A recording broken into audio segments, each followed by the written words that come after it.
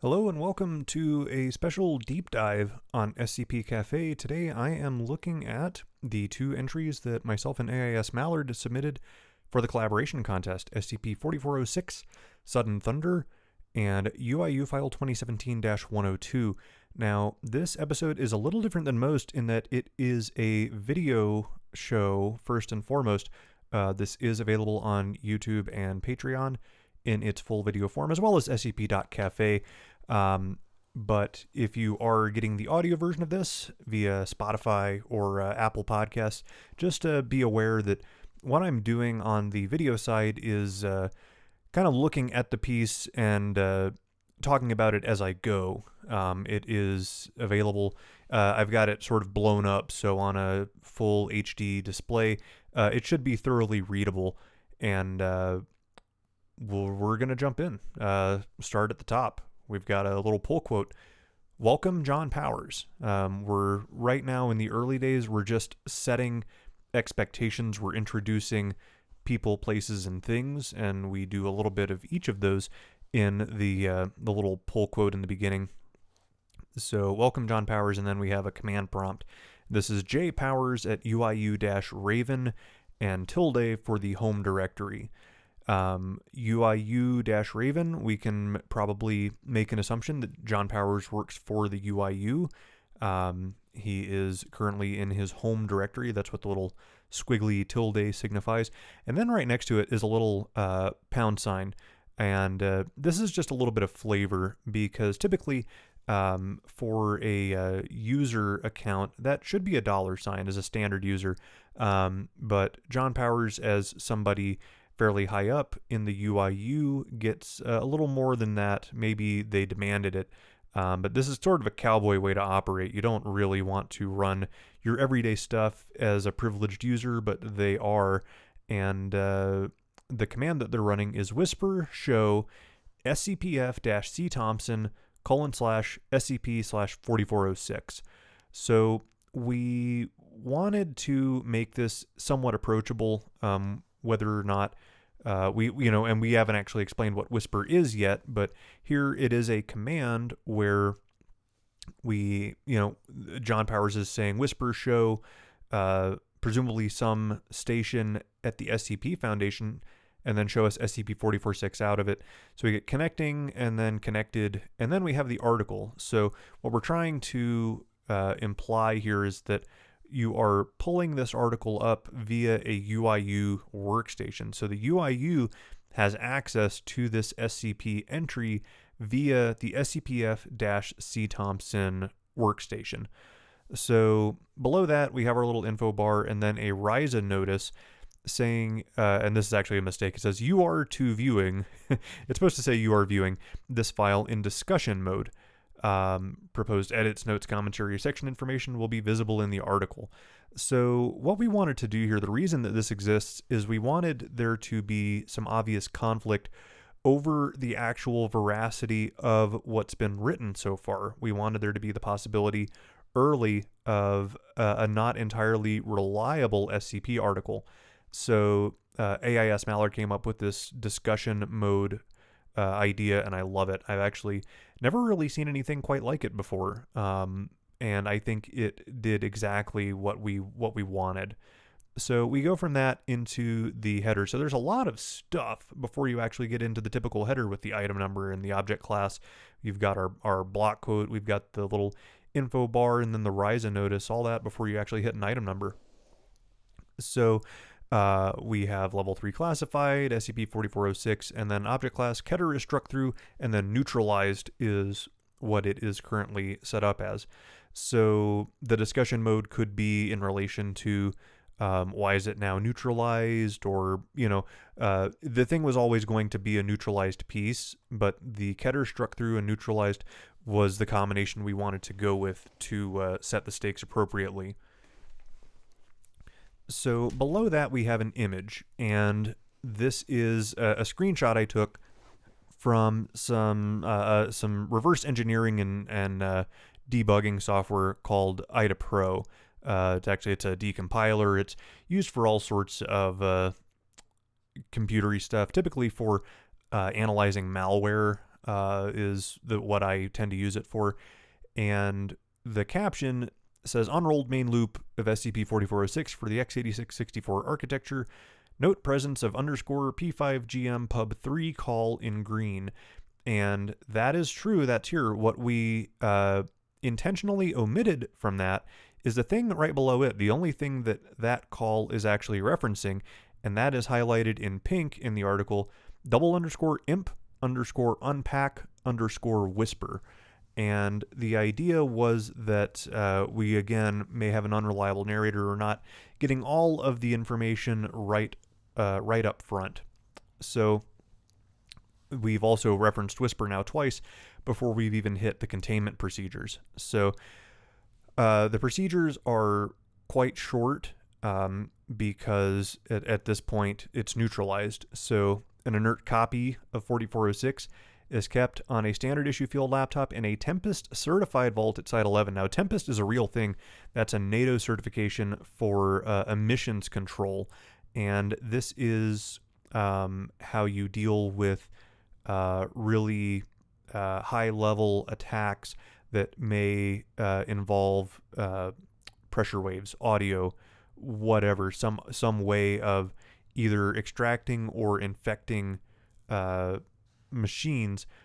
Tempest is supposed to guard against. So we also mention the if there are these symptoms exhibited in a document, which we didn't actually write, they're to be checked by IO Tornado for 4406 contamination.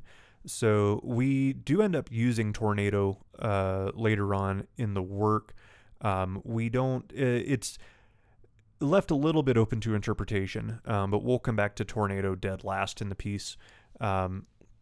So we have an archived description and a current description, given that it's now neutralized.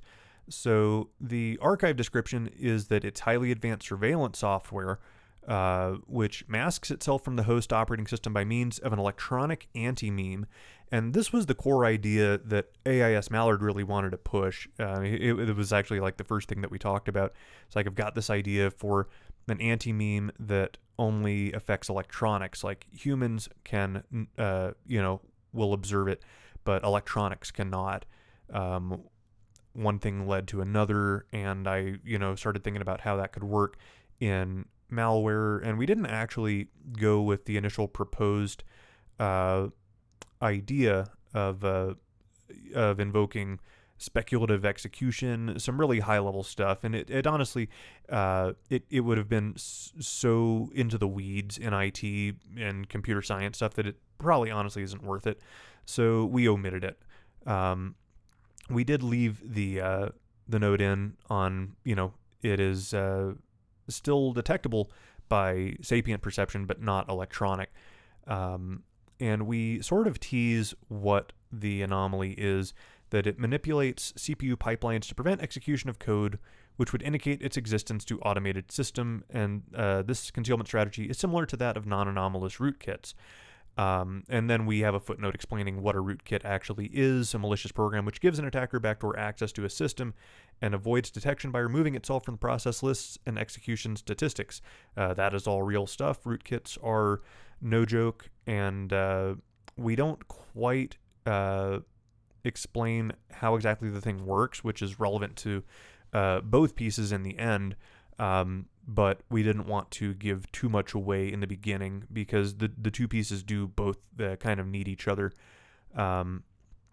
We go from there into a link to Addendum 1, and then a struck through bit that says, it's believed that 4406 is authored and maintained by GOI 616 Pentagram. So that was our first real punch of the article of, we think we know who wrote it. And then next to that, it struck through because it says reverted, please refrain from speculation, and it's signed C. Thompson. Now, C. Thompson is the person we referenced in the very beginning. John Powers connects and pulls up this article via the computer, SCP-F-C Thompson. So that is quite intentional. So he reverts this edit because we're in this discussion mode. And we have the next line is also struck through. It says, data gathered by Tempest-worded machines indicates that 4406 communicates via UDP port 45666 to addresses in the 134.11.0.0/16 range, an address base owned by the Department of Defense. That is actual DoD public address space, that IP range. But again, that's also reverted. And it says logs of network activity do not match this claim.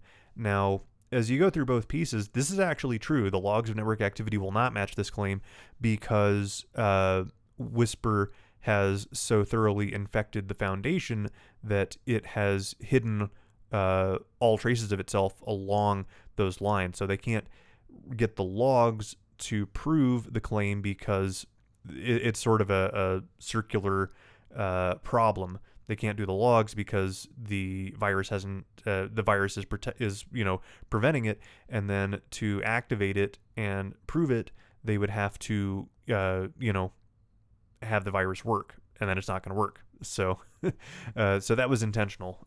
We wanted to make it so that this couldn't actually be proven in the archive description.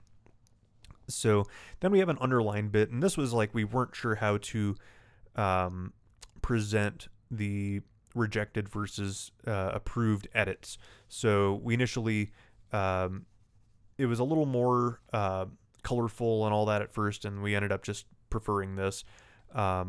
So underlined, we have, it is not known how SCP-4406 receives directives or from whom. The current hypothesis is that it utilizes some form of thaumaturgic remote communication to an unknown party, and that's approved by C. Thompson. So by the time we've struck through the two rejected edits pinning this on Pentagram, but we don't have proof, and he doesn't want speculation, even though we're not at all against speculation normally. What we have left is we don't know how or from whom 4406 is communicating. And so that's the story we went with. So that's our archive procedures, and we wanted the archive description, rather, and we wanted to put out there early that things are not all agreed upon across the board, and that there is some conflict within the Foundation on what's actually going on here. So the current description says that 4406 was experimental antivirus software developed by Pentagram for the purpose of detecting both anomalous and mundane malware on U.S. military computers.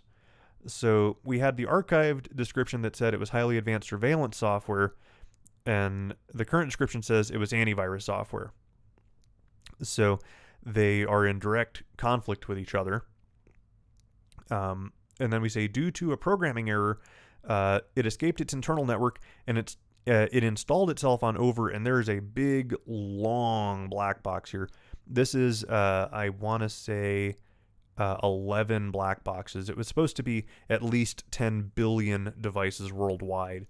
And then it says, though harmless, and I wanted to make this a proposed edit to make this more obvious that Chuck Thompson added this little though harmless, but it got a little too busy looking with the bold and the black boxes and the underlines, and then we link the UIU later. So that was left out, and then we kind of came back to it at the end. So though harmless, the anti-mimetic nature of the antivirus made identification of the software difficult. However, cooperation from the FBI's UIU, Unusual Incidents Unit, led to the development of an effective uninstaller. No further action is needed at this time as a proposed and approved edit by C. Thompson. And then we have a thing below it that says, note, this section has been locked. Modifications to the description require manual approval by lead researcher Thompson. Now, we got rid of something in here that I didn't realize it immediately. This would have been worth keeping up towards the top. It was supposed to be that either redesignation of its object class or any changes to testing both require permission from lead researcher Charles Thompson. That was supposed to be up towards the top, and I'm only now realizing that didn't make it into the final version, and that was a little bit of an oversight. You go through so many revisions of a thing. This thing went over 200 revisions in the sandbox in like 3 or 4 days before going up. So you miss things sometimes. So we go from there into a discovery log. So in this discovery log, it says that hardware built for Project Sudden Thunder, and that's the name we went with for the piece. And the reasoning behind it is that Whisper is delivered through the air in a very, it's effective, but it's also very crude in that it is a very high-powered radar, and it's infecting machines. So the Foundation was they noticed this, and in their investigations, those were deemed Project Sudden Thunder, and that out of nowhere, they got all of this noise that they were investigating. So we explain footnote 4 for Sudden Thunder is a project created to study electrical ontology. And this is a whole thing I wanted to introduce some of the ontological side of it to explain how Whisper might work. There's this concept of semantic entities, informational intrinsics, semantic transitions, a lot of stuff just dealing like fancy words for trying to move the story along, true or false type stuff. And so we say that Sudden Thunder, some hardware used for it, reported a significant number of semantic transitions, which I footnoted as changes in a discrete state from existentially true to false or vice versa. And from there, we have a little bit of info on how we came to find the thing, and how we linked it to the pentagram, and how we ended up finding out more via the use of a Tempest certified chamber. And then we have another strike through, because it was getting a bit windy, this discovery log. There was a lot of inside baseball and a lot of really dry technical stuff. It's like, we want to keep the reader's attention here. So right about here, let's get about 2 paragraphs in and let's try and hook them again. So it says, this is struck through. During secondary replication testing, SCP-4406 was determined to be a rootkit operating at ring -2, and this is reverted by Chuck Thompson again. He says, this level of access is normal for antivirus software. That's not true. Antiviruses do work at ring 0, but not ring -2, and we do explain protection rings further down. But Chuck then says, please stop pushing this false narrative. It is not a rootkit. The first words from Chuck to the UIU in the next piece is, hey, we found this weird rootkit, and I wanted, there to be this immediate, him very obviously lying to one party or the other in the explanation of what they're seeing. So then we had a little bit more of the discovery, and we said during secondary replication testing, weak ontologically negative emissions, and that originally said weak blue energy emissions. I asked him, what is blue energy? He's like, it sounds good. Like, well, let's do something to keep it without having to make a lot of inventions of new things, because I thought that was already something that existed. So ontologically negative emissions, emitting things that should existentially not be. So we do a little more inside baseball here. Test within a type 1 hypervisor revealed that it's capable of gaining ring -2 access. And we have a footnote talking about protection rings, and this is all valid stuff. That's why we link to Wikipedia. This Whisper technically runs at ring -3, but ring -3 is in itself sort of a iffy subject amongst nerds, and there was going to be a great big nerd fight, so we didn't do that. We went with ring -2. So we explain a little bit more about what we've observed, and it sort of repeats what we did in the archived description, that it would use its abilities to anti-mimetically cloak itself and execute invalid CPU instructions to perform ad hoc thaumic invocations. And these messages were encrypted with the public key that we had linked to the pentagram. And then we have another little Chuck Thompson edit that says, the contents and intended destinations of these broadcasts is unknown, but are presumed to be requests for updated antivirus signatures. Like, Chuck has one narrative that he is pushing, and everybody else and all of the evidence suggests the opposite. This thing suffered originally from nobody really getting that Chuck was dirty, and it's rough because as an author, you know the story, you know the motivations behind everybody, but this thing was way too subtle, according to most of the initial readers. So it's like, God, how, from the writer's perspective, it's like, God, we're really beating people over the head with this. But by the time somebody with no skin in the game and no background on it looks at it, that's probably about where you need to be. By the time you're really wondering how much more obvious you have to be, you might actually be about right. So this section is also locked, and modifications require approval by lead researcher Thompson. Our second addendum is communications with the U.S. government, and this is where we get into some of the actual narrative, some of the goings on in the background between the Foundation and the UIU. So we kick this off and say that after the discovery of potential pentagram involvement, we debated what to do, and we decided to reach out to the UIU to both alert federal authorities to the breach and maintain the veil. Lead researcher Thompson reached out to a designated contact February 14th, 2018. The dates in this all match up with the secondary piece, the UIU file. From the UIU's perspective, they confirmed the existence of 4406, but would not acknowledge any requests for technical information on it, its capabilities, or its design. Talks on the terms of mutual containment were solidified on March 7th, 2018. This is a highly significant date in the work, March 7th. A lot of stuff happens on March 7th, but this is the first time we reference it in the piece at all. We say that the UIU would, under the Foundation's supervision, develop a counter-ontological agent to neutralize all 4406 instances, and Pentagram would provide any needed help and support for the effort, as well as being the ones responsible for any further cleanup should the anomaly be discovered again. And a representative from Pentagram has delivered an official apology on behalf of the organization. So we wanted to, one, acknowledge the collaborative effort between the two, UIU and Pentagram, and also give this whole piece, this whole paragraph is something that once you read the UIU file and you go back and read this, you can see that this has a heavy amount of spin. This whole second addendum really does. So right below that, we have a strike through.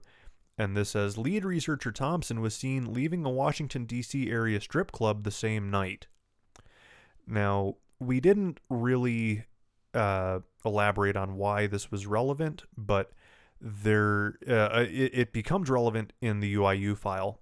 This is reverted, and Chuck Thompson says, this is an outrageous breach of privacy and is not relevant to the anomaly. I will not hesitate to reach out to HR if conspiracy theorists continue to have me tailed.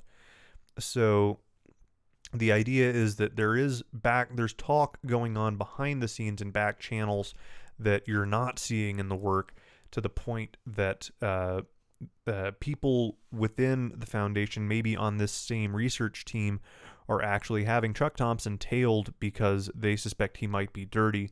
And we don't actually know where Site 11 is, but so there could also be the thing that, it's not that he went to a strip club, it's that he went to one in D.C., right next to where the UIU and the Pentagram are all situated.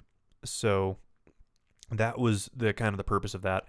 And then we have a single paragraph that says the source code for the uninstallation agent was delivered to the Foundation and repurposed as IO Tornado. This is our second time referencing Tornado, and it's the second of three, and the third one is where we actually make use of it. So that section's also been locked, and we have a -3 addendum for an incident. On March 10th, a wide semantic shift was detected across all Foundation electro-ontology sensors for over 6 hours. UIU contact John Powers, there's that name that we introduced at the very beginning, confirmed this corresponded to the agency's cleanup efforts, and that's their words. So both automated and human testing conducted by the Foundation on previously infected electronics could not detect the presence of 4406, and after 90 days with no detected symptoms of the anomaly, it was reclassed as neutralized, and we lock the section right away. There should be more work done. There should be more investigation. There should be more something to, discern whether or not the cleanup's been successful, but we don't do that, and that is intentional because we have a little something to hide here. So we have the footnotes in a block, in a collapsible, because originally we did the thing where you've got the footnote block and then there's some blank space and then we keep going with the story, but too many people missed it and we decided to do this instead, where the footnotes are in a collapsible and it says end of file. And then we have a horizontal rule, and then we go back to that jpowers at UIU Raven command prompt. And we have, again, some more of these elevated commands. So this first bit says, whisper copy, SCP-F-C Thompson, home/C Thompson/copied/SCP-star to ~/SCP Foundation-files and... So this is a fairly dense bit of Linux stuff going on. I was hoping the gist of it came across, but perhaps it didn't. So the explanation from left to right here is we're telling Whisper to run a copy job from C. Thompson's computer, and this is stuff that C. Thompson has apparently copied from a database somewhere because he's got a folder in his home folder called copied. And John Powers is getting everything that starts with SCP- out of it and sticking them in on his side in his home folder /SCP Foundation/files. And then the and sign means I have more commands, so run this in the background. So it does so. And then while that's running, he sends a command, whisper show SCPF-tornado :SCP/001. The idea is that the UIU wants to know what 001 is, and maybe this guy just doesn't want to wait, or he has his own reasons. So he gets connected to Tornado, and then we have an error. Field Berryman Lang answer expected not provided. C man 3 kill me for more information on memetic verification protocols. This was just a little bit of flavor. The idea here was that he wanted to pull up 001, but he didn't format the request to include the little inoculation to the lethal info hazard that or cognito, you know what I'm talking about, the murder doodle, as SCP-001 says. So that was just a little bit of flavor, and then we get a little thing that says your copy job's done. Whisper exit, terminating connection, you have been logged out from Whisper, and that is a link to the UIU format. So this won't look quite right on the video. It's a little scrunched up, I've noticed, but that's okay. We'll get the ideas from it. So this is the FBI Unusual Incidents Unit theme. We are, I'm told, the second work to include it, and this has it's all done in a tab view. So we have our initial report, an electronic copy below as per the Federal Records Act. So UIU File 2017-102 is called Whisper in the Wind, and we have the UIU logo, and then a list of attachments classified by John Powers, UIU C3I.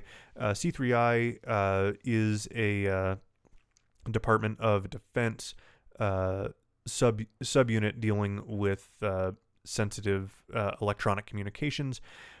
Reason 1.5C and E declassify on X1. These are all legitimate methods for dealing with classified documents. The reason they were classified, and the declassify on X1 means that it is exempt as it deals with sensitive cryptographic information. Then we have unclassified when separated from classified enclosures, and top secret. So the idea is that if somebody sends a FOIA request in, a Freedom of Information Act request, for info on Whisper in the Wind, they will get the cover sheet. So that's all that's on that first tab. The description and capabilities tab is where I lay out exactly what Whisper is and more or less how it works. So we have the name. This is codename Whisper in the Wind. This is a link back to the skip we were just discussing. And an irregularity cross-reference. We're having to work in a GUI format here, so this is some of the stuff that they're used to working in. So this is referenced as electronic, thaumaturgic, ontological, surveillance, software. We wanted it to be immediate right away, immediately clear. There is no antivirus involved here. This is surveillance software. So the capabilities, these are all single paragraph little things that make up the GUI format. In this tab. Capabilities, Whisper in the Wind is currently capable of high and low level C2, which is command and control, including remote access to all peripherals on board, including but not limited to serial communication, cameras, microphones, and human interface devices, so they can remotely turn on the camera, turn on the microphone, capture keystrokes, and then we sort of lay that out too. Screen recording, key logging, arbitrary code execution, which means we can run anything on the target device that we want. Parallelized completion of tasks on remote computing devices. This is a wordier, more federally appropriate way of saying botnet. It can run tasks as it can join computers up to a botnet and make them do things on their behalf if the UIU wants to send a distributed denial of service attack to some enemy. They can get some PCs that are infected with Whisper and make them all do their bidding. And we also have an advanced persistence across air-gapped and networked devices. We don't really elaborate on this part at all in the work because it was getting kind of lengthy as it is, and it wasn't really relevant outside of just flavor. So purpose and motive. Whisper in the Wind project was proposed in conjunction with Pentagram to gain and retain access to systems as deemed necessary by the United States for the purposes of intercepting and obstructing terrorism. That's the last half of the Patriot Act. As well as distribution of child pornography and unlawful entry into the United States. So I wanted to throw out all of the different things that the government demands you get angry about. All the different things that they could use to push a board to, approve the financing of, we can use it to block terrorists and child pornographers. What, you're not going to fund this? Of course you are. So that was the reasoning behind it. And then we have a modus operandi section here that says, access is provided and maintained by the Whistle protocol, continuously delivering the Whistle payload, Whisper, across the globe in 45 different instruction set architectures using thomically enhanced ground-penetrating radar. So this was kind of my contribution to how Whisper works, or more importantly, is distributed. The idea is that you've got Whistle and Whisper. So the Whistle's really loud, and it distributes something that's really quiet. So it happens over the air via ground penetrating radar. In my head, if you are using a device that has a processor and has ever been powered on less than 180 feet below ground, it is infected with Whisper, 100% certain. So it's delivered over the air via ground penetrating radar, so it is Whisper in the Wind. So once Whistle's delivered the payload, Whisper will verify all devices on the local area network have received the payload, which is honestly trivial because it almost certainly has, and will then call home and be able to receive instructions. The idea is that it just does normal call home stuff because it's able to, because it is totally undetectable. And we explain why in the very next section, that it is a thomically augmented rootkit developed in conjunction with Pentagram. See Pentagram documentation, Careless Whisper, Ontological C2 Suite. Careless Whisper is an old George Michael song, and it has the most famous saxophone solo of all time. So there's a 10-hour challenge of it, by the way, if you ever want to go pull it up. My wife is like, I don't know this song. I'm like, yeah, you do. She's like, no, I don't. So I linked her that. She's like, oh, how do I know this song? I've never heard of it. So, once delivered to a host, Whisper is capable of inspecting, modifying, and emptying the host's counters and registers at will. Now, in computer architecture, a register is a little place where data is stored for use by the processor at a very, very close proximity to the processor. It's actually data that's being worked with at, nearly the speed of light to, to do various processor things. So the idea with Whisper is that it is able to change the sort of the ontology of a set of instructions. It can determine on the fly whether the instructions that are being executed are beneficial or harmful to the continued prosperity of Whisper. And if they're dangerous to Whisper, it will not let it run. It will instead replace on the fly with executions that are more beneficial. So it is the ultimate rootkit in that even attempts to debug it and to explain it away will also be diverted in the same manner. So we go from that to the results that says currently Whisper in the Wind has been credited with stopping or affecting, and that's where we insert a lot of couching of this 3 black boxes worth of either cases of terrorism, child pornography, human trafficking, illegal entry into the United States, or drug trafficking. So, and then it says Whisper has successfully been delivered to over, and then we have a black box that's at least 10 billion worth devices around the world. So we wanted to put the absurdity of this into scale that, we have infected every computing device on the planet, and we've done so to break up, maybe 100, 200 drug deals, idiots, trying to sell drugs on Facebook or something. That's what we're actually using Whisper in the Wind for. So we have a bureau record on the next tab, and this is mostly just flavor, but it is a pay schedule of contacts that have been paid either by the Pentagram or UIU for what reason and how much. So for the most part, it is Pentagram buying exploits and code that works towards the fruition of the Whisper project, with only a occasional funding from the UIU, but it's for acquiring confidential informants, once in 2006 and then 2018 on March 6th. So March 7th was the big day. March 6th, the UIU has a new confidential informant called Clock Tower that was paid $7.5 million. We go to incoming communications, and this is the narrative for this work. And it starts with Chuck Thompson emailing John Powers. The subject is rootkit, ? And this began on 2/14. So those dates do all match up with the skip. And it says, John, I'd like to arrange a meeting to discuss a rootkit the UIU may already be aware of, which possesses a potent ontological effect on the CU, this is the computing unit, of every CPU we've been able to test with. We have reason to believe this originated with the Pentagram. This may necessitate a bit of coordination between ourselves to contain this rootkit.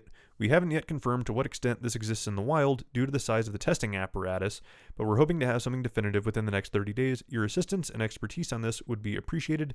Thanks, Chuck Thompson, Senior Researcher, SCP Foundation, Secure, Contain, Protect. So I wanted this to sort of immediately show that Chuck has been less than truthful in his work with the Foundation side, and more to the point that we had archived stuff that was correct, and now the current version is an entirely different story. So the concept here of this is all incoming communications. The outgoing stuff is in a different tab, and the outgoing communications are a big wide tab across takes up its whole row. So this was something I just wanted to kind of try.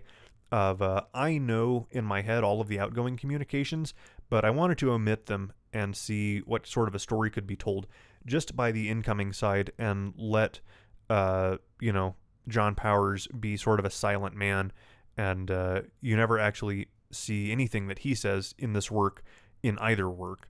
So the next email is from Chuck as a reply, and the subjects are all relevant. By the way, that's something I don't think most people have noticed. The subjects change throughout the work, and they reflect what was actually going on to prompt the response. So Chuck thanks Powers for the response. It said, "We figured it out thanks to some new technology from the Site 11 labs. In the field of applied digital ontology, I'm attaching an internal ticket that includes what we know and the steps to detect it. It involves quite a lot of math that I don't fully understand, but I'm told by multiple sources it's the most likely conclusion. I think upon reading, you'll understand the severity of the issue. In the wrong hands, the amount of control would be truly beyond the pale." So this is the reasoning behind this email is I wanted the UIU to have all of the information that they need to ameliorate, not fixing, not removing Whisper around the world, but just dealing with this, with how it's been detected, just being able to defeat this particular detection mechanism. So Chuck Thompson, maybe intentionally, maybe unintentionally, sends Powers everything they need to know to hide it better. So the next email is from an Isaiah Marshall with Pentagram, and he says, "We'll need a little time to remediate this flaw, and we'll push a new Whisper build to staging." And it says, "Subscribe to the Whisper SCPF Hotfix 2018 branch. You'll be notified when this is ready for testing."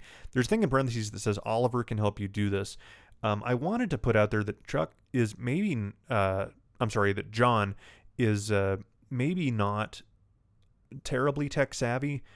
He's more of a people person, but he still has root access on his own machine. It's not relevant. It's not super important to the work. It's just flavor that I want to give these guys a little bit of depth, and that was the reasoning behind it. So little response from Chuck saying, "Thanks for the update. Keep me posted, please." And then an email from Magic from Pentagram.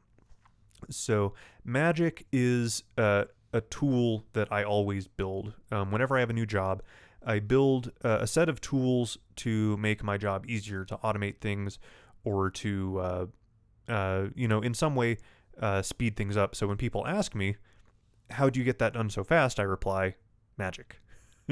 So this is from Magic at Pentagram, and this is 2 subscribers. So you can infer from this that Powers did get subscribed one way or another. And this is fix number 1, fixed error in Arbiter. We don't explain what Arbiter is. In my head, Arbiter is the big payload, the arbiter of truth and lies, and is the core piece to it. But we only really mention it here. And the Pentagram is the only one that really knows how it works. They're the actual coders of it. And while I'm thinking about it, one thing I didn't mention in the previous piece is that the data indicates that outgoing data from Whisper is hitting Department of Defense servers, Pentagram servers, not UIU servers, but the UIU is actually using it in the piece because that's what we see in the beginning and the end. The UIU is actually accessing stuff via Whisper. The idea here is that Pentagram is actually getting the data first. For whatever purposes, they are receiving the data before any of their customers are able to get their hands on it. So Pentagram is probably stockpiling information in this way, and the customers may not even be aware of it, or may only be becoming aware of it now for the first time with John Powers reading the article. So there could be a power struggle going on shortly after this. So we have this patch proposed for Arbiter, and this is set up some little notes. It's all lowercase. I wanted it to be, sort of just we're committing this shit quickly to make changes.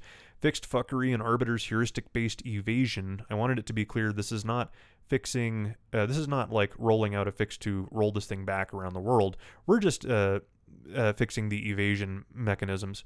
A new test suite for Arbiter receive to mitigate SCPF incident. And Monte Carlo and Bayesian simulations both clean after 1 million iterations and then merged into master by the same guy that committed the patch. This is more cowboy shit. This is not good coding practices. Normally you want another set of eyes, another person doing the merge into the master code base rather than just doing the code yourself and pulling it in. So, and then there's just a little flavor below that, a little footer from Magic. The Magic Distributed Code Deployment Suite. And so then there's another email from Chuck Thompson, and the subject is a reply to an email that said good news. So John sent Chuck a thing that says good news, and you would presume it says, we've got it, we understand, we're very sorry, we have a fix going out to, remove this thing that should never have gone out there. So he replies, great to hear, thank you. I suspect we will still need to continue investigating on our side, though. I don't doubt the teams involved are good at what they do, but the ramifications of false assumptions here are too grave to ignore unless you have some significantly compelling evidence for me. Now, in my head, Chuck Thompson is always dirty in this work. 100% of the time, he is dirty and he is looking to be paid off. So the next day, he responds to an email with the subject question, and he says, I do consider myself a citizen first and foremost, and I love my country. I believe you when you say there are enemies abroad. I've seen too much in my work not to. But the Foundation pays my bills, and I have a job to do. I hope you can see things from my side. Frankly, it is not currently worth my while to stop the investigation yet. I don't think I could make this a whole lot more obvious. So then he gets another email on the 6th that said proposal, and he responds, he says, not here. Meet me at the Good Guys Club on Wisconsin Avenue tonight, 10 p.m. So I actually had to Google strip clubs in the D.C. area. I don't get out much, man. So the Good Guys Club is a real strip club. It is really on Wisconsin Avenue in Washington, D.C., and it is smack in the middle of like 20 fucking embassies from different countries. So that particular strip club has got to have more wiretaps in it than very few places on the planet could compete with it, just in, bugs per square inch. So we go from there. This is at 2:26. He gets a response at 4:54 p.m. from Max Abrams with the UIU in the ASD, the Administrative Services Division. We don't explain that, but it's just flavor. This is a subject in response to OIA Charles Thompson, and then there's a fake social security number. That is an invalid social. Don't try it. But it says OIA. This is an FBI thing, an otherwise illegal activity. This is a thing that if you are a confidential informant or if you're otherwise working with the FBI, you have to sign this. It lays out what you can and can't do that would otherwise be considered illegal, but in return for staying within the scope of the agreement, you are immune from any criminal proceedings being carried out against you. So this reply says approved at $7.5 million. Confidential informant name will be Clock Tower. I didn't initially include this. I thought this was too obvious, but I did need it. So Clock Tower is also the same initials as Charles Thompson, just as a little aside. So this says sign and return via email, Max Abrams, attachment, otherwise illegal activity, Clock Tower. So the idea here is that in exchange for $7.5 million and a piece of paper saying he won't be held criminally responsible for what he's about to do, ... We'll leave it there to this last email in the incoming communications. It's a response to the original. It's a reply rootkit, and this is on March 7th. This is our big day. He says, thank you. I understand now where you're coming from, and there are more important matters for us to focus on. Consider it handled. Thanks, Chuck Thompson, Senior Researcher, SCP Foundation, Secure, Contain, Protect. I really wanted those to be the last 3 words on this tab. One of the things I had the trouble with this is that this tab was so goddamn long. I had to add a little go to top link because it was bugging me. I knew it would bug other people. So you hit go to top and you're like, all right, I want to see these outgoing communications. Well, you click it They don't exist. It says pending official review. For further updates, please contact John Powers, UIU. Reason and declassify on are the same as the cover sheet, top secret, and that's where we end the UIU format. So the idea here is that John Powers and Chuck Thompson are going to run a little two-man game and prevent any knowledge of what's transpired from getting out on either side. Chuck Thompson, in exchange for $7.5 million, will not only suppress any information about Whisper from, even being further investigated within the Foundation, but will also provide a means of permanent access via this software that we have received that's supposed to be a counteracting agent, IO Tornado. So Tornado is implied to be a literal Trojan horse. It was inserted by Chuck, so Powers has a permanent way to gain access to the Foundation. So that's more or less it. I did really want to do some things with the works with unreliable narrators and the Foundation not always being the smartest guys in the room. And honestly, it doesn't take a lot in as bureaucratic an environment as the Foundation is. One person can have a really outsized amount of influence when it comes to being able to potentially stop further investigations into their ways. So that was one of the things we wanted to kind of put out there. And all in all, I'm really proud of both pieces. I think they work together really well. I think they're interesting on their own. And that was not initially the case. I think they both needed work to become standalone pieces, but they got there. I don't think these pieces collectively will win the collab contest, and that's okay. There were some really incredible works put out there during this contest, and I don't mind losing to any of them one bit. But this was really fun for me, just for being my first stuff in so long. My last article before this was one called The Farm. I wrote it about 4 years ago. My last main lister before this was my first main lister, SCP-1388, way back in Series 2. And, seeing how much stuff has come and gone and how the style and tastes on the site have changed, this was really, really fun to go from doing the recaps and all of the typical sort of reading to trying to put it into practice. And it was a blast. I really enjoyed it, and I hope you enjoyed this. We will be on our usual schedule for the next recap show. So until then, hope this was fun. I really enjoyed writing these pieces. Hope you enjoyed reading them. So until the next show, or when I see you next, keep reading, keep writing. I'll see you on the other side.